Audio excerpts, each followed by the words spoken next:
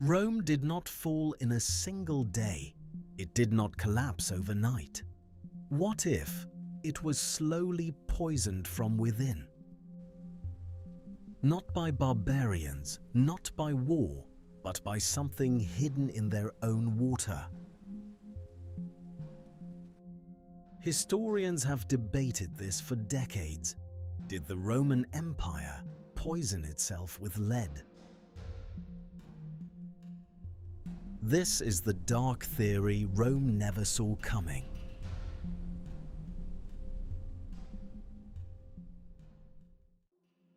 Ancient Rome was an engineering miracle. Its roads crossed continents, its aqueducts carried water for miles. But beneath this brilliance was a silent risk almost no one understood. Soft, useful, deadly. The Romans used it everywhere, especially in their water systems. For centuries, no one questioned it because they didn't know the danger. Today, we know something they didn't. Lead is a powerful neurotoxin. Long exposure can damage the brain, alter behavior, and slowly destroy health. So here's the disturbing question historians still argue about.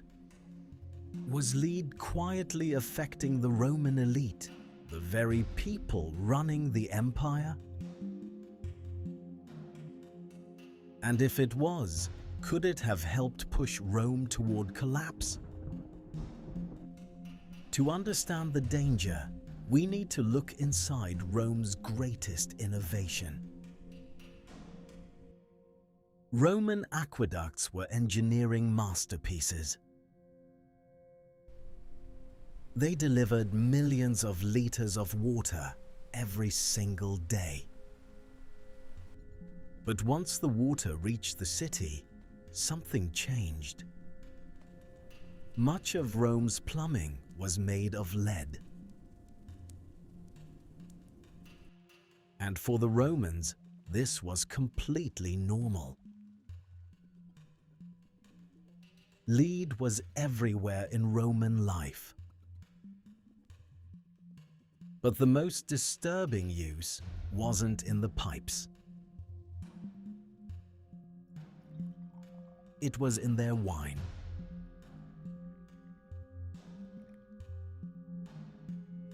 Roman producers boiled grape must in lead vessels to create a sweet syrup called de frutum. The problem? This process could create lead acetate.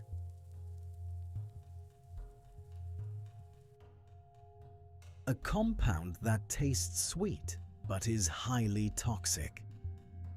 Some researchers believe Rome's elite consumed small doses of lead for years. And over time, the effects could have been devastating.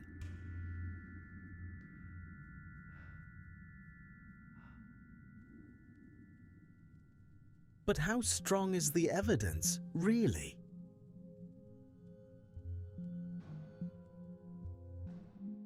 To test this theory, modern scientists went looking for evidence.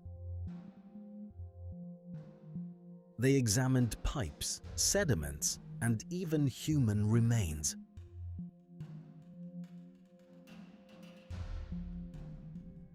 And what they found was unsettling.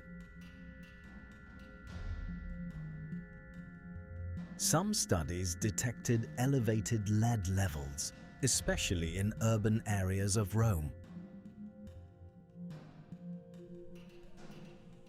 In a city of over 1 million people, even small contamination could matter.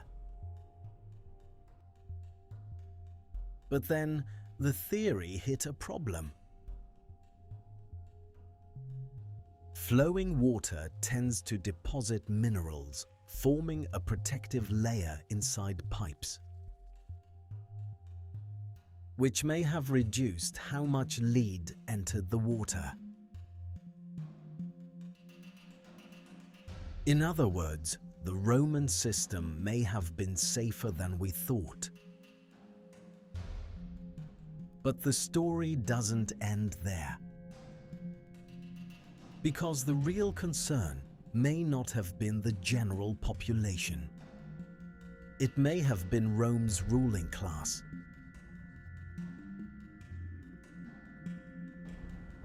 And if the elite were affected, the consequences could have been enormous.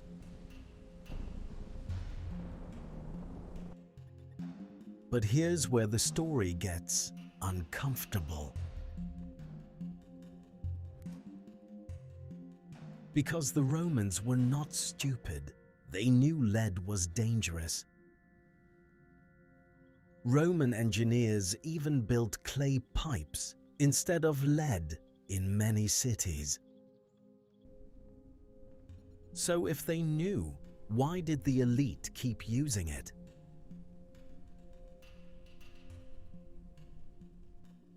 Some historians believe it was ignorance, others aren't so sure.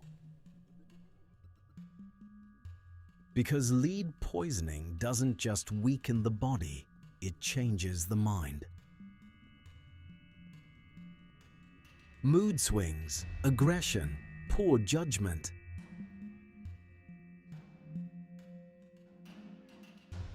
The exact traits we start seeing in Rome's final centuries. Emperors growing more unstable, decisions becoming more reckless. Coincidence? Maybe. Some researchers estimate that elite Romans consumed hundreds of times more lead than safe modern limits. Enough to quietly poison an empire from the inside. But before you blame lead for Rome's fall, there's something even more shocking you need to see. For decades, the lead theory has fascinated historians. In the 1980s, researchers began testing ancient Roman remains, and what they found was disturbing. Elevated lead levels, especially among the elite. But here's where the mystery deepens. Modern studies suggest Rome's water may not have contained enough lead to collapse an empire on its own. Because Rome didn't fall from one cause, it fell from many. Invasions, corruption, economic collapse, political instability, and possibly a slow, invisible poison in the background. Not the sole killer, but maybe the silent accomplice. Because the real question isn't just what poisoned Rome. It's what modern societies might be overlooking today.